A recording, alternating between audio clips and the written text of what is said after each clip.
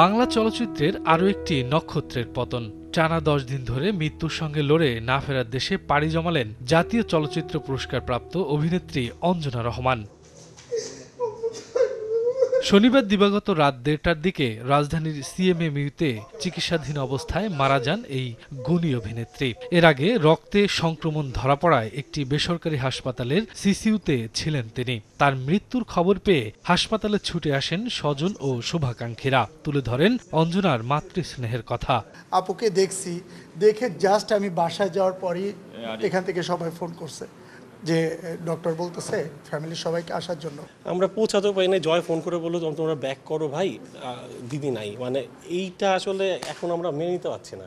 এই বৃষ্টিতে মনে হতো যে সিনিয়রদের মধ্যে যদি কেউ বুকে টেনে নেওয়ার মতো কেউ হয় সেটা হচ্ছে অঞ্জনা আপু। এই কণ্ঠস্বরটা আর শুনতে পারবো না, আর তাকে দেখতেও পারবো না। এর থেকে আসলে আর কিছু বলতে পারতেছি। তোমার কালকে আমি ডাক্তার কাছে নিয়ে তোমার মাথা থেকে পা পর্যন্ত আমি ইয়ে করবো। আমি ছোটবেলা থেকে। অঞ্জনা রহমানের জানাজা বাদ জোহর এফডিসি প্রাঙ্গণে হবে। জানাজা শেষে কোথায় দাফন করা হবে তা জানানো হবে বলে জানিয়েছেন চলচ্চিত্র শিল্পী সমিতির সভাপতি মিশা সওদাগর। বাদ জোহর এফডিসি প্রাঙ্গণে অঞ্জনা আপার জানাজার নামাজ অনুষ্ঠিত হবে।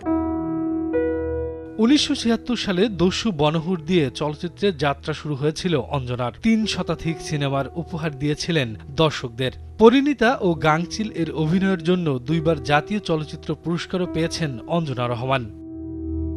শফিকুজ্জামান রুবেল, সময় সংবাদ, ঢাকা।